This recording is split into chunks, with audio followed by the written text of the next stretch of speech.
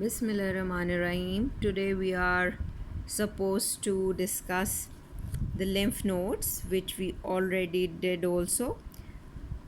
Before going to the details of the lymph nodes, let me tell you about how to categorize the primary lymphoid organ and secondary lymphoid organ. In this very list, you can see the primary lymphoid organs include thymus and the bone marrow. The primary lymphoid organ, basically what they do, their main role is the production of T lymphocytes and is not specifically designed to mediate an immune response.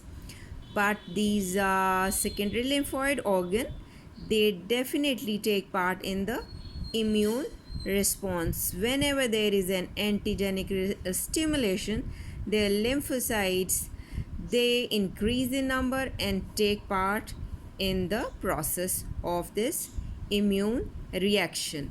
Now we have to move towards our topic, which is the lymph node.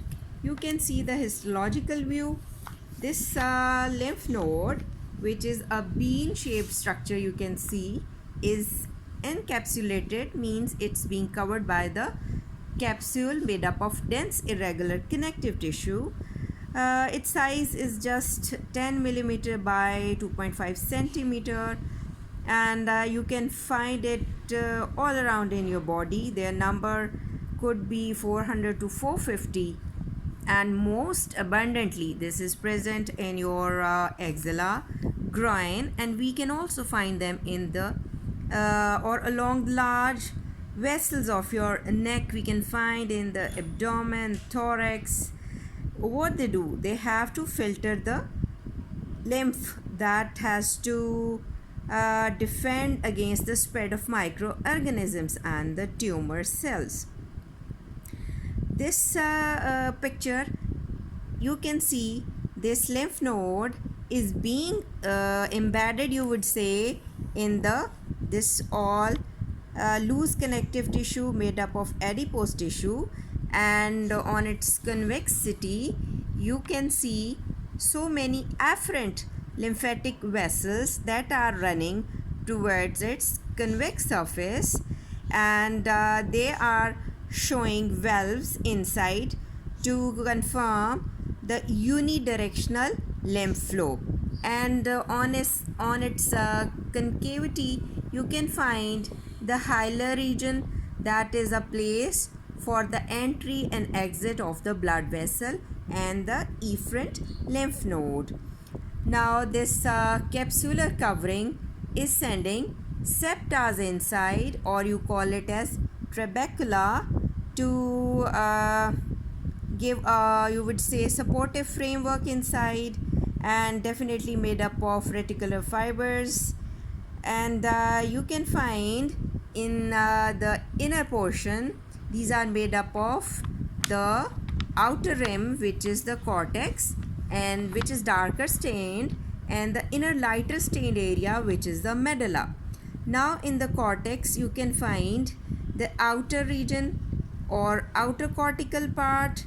This is the region where you find the lymphatic nodules present over there, and inside these lymphatic nodules all types of lymphocyte you can get: T lymphocyte, B lymphocytes, plasma cells could be there, dendritic cells, macrophages, antigen presenting cells, and you can say the follicular dendritic cells. All these are the name of the cells you can find over there.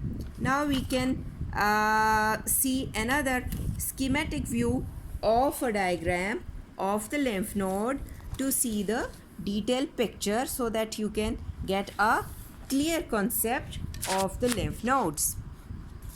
Now here you can see the entry of this afferent lymphatic vessels with the unidirectional valves inside. You can very well visualize them. The outer this structure is the capsular covering. Just below that capsule you have got the subcapsular sinus, and then you see the trabecular sinuses running on the both sides of the septa or trabecula. Now this is basically a channel through which the lymph has to flow from the afferent vessel. They are entering into the subcapsular sinus and then through the trabecular sinuses and traversing this cortical region, they have to enter into the medullary sinuses. That was the introduction of the pathway of the flow of that lymph. And now after passing through, they get exit through the efferent lymphatic vessel. Now focus on that region of the cortex. The cortex is basically divided into the peripheral, you would say, or superficial cortex, and this area is called as deep cortex or also called as paracortex. So you can say superficial cortex consisting of the lymphatic nodules, having the darker outer zone consisting of this T lymphocyte, B lymphocyte, all the lot, and in the very center you can see the germinal center, which is lighter stained of the lymphatic nodule, that is showing the immature the lymphoblast over there. That is why they are showing the lighter stained, because they can show the mitotic activity taking place inside the cells.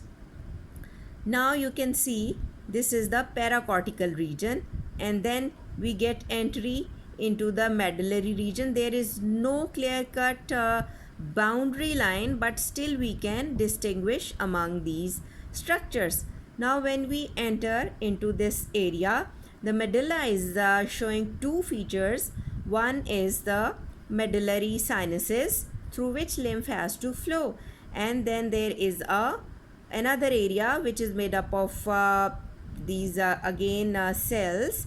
This is known as medullary cord, darker area. Let me show you the histological view to make you clear. This is the connective tissue outside giving the septa inside, and you can see the marginal lymphatic nodule here, and this area is paracortex.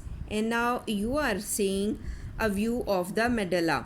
The medulla is showing the medullary cords, and then the lighter stained area is the medullary sinus. Now all this structure definitely have got the stromal framework that is a part of the connective tissue capsule and the trabecula.